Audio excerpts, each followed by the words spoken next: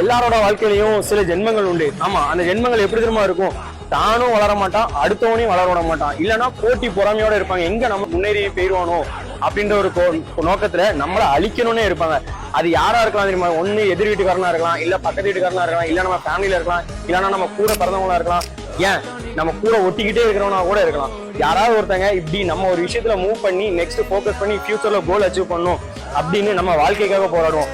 ஆனா கூடவே இருந்துட்டு இதை பண்ணிடாதா அதை பண்ணிடாதான் சொல்லி இப்படி பண்ணா இப்படி ஆயிரும்டா அப்படின்னு நம்மளை பயங்காட்டியே பண்ண விட மாட்டாங்க. ஒரு விஷயம் தெரிஞ்சுக்கோ, உன்னோட வாழ்க்கை உன்னோட கையில மட்டும்தான் இருக்கு. சரியா? உனக்கு என்ன வேணும்ன்றத நீ தான் டிசைட் பண்ணணும். அடுத்தவங்க வந்து சொல்லி டிசைட் பண்ண போறது இல்ல. ஃபர்ஸ்ட் அந்த பயத்துல இருந்து வெளியே வா. எதுவா இருந்தாலும் 2 or 3 மைண்ட் செட்டுக்கு வந்து ஃபோக்கஸ் பண்ணு உன்னோட கெரியர்ல, உன்னோட கோல்ல. யாரும் கடைசி வரைக்கும் வந்து உன்னை தூக்கி விட மாட்டாங்க. உனக்கு நீ தான் தூக்கி எந்திரிச்சு போகணும்.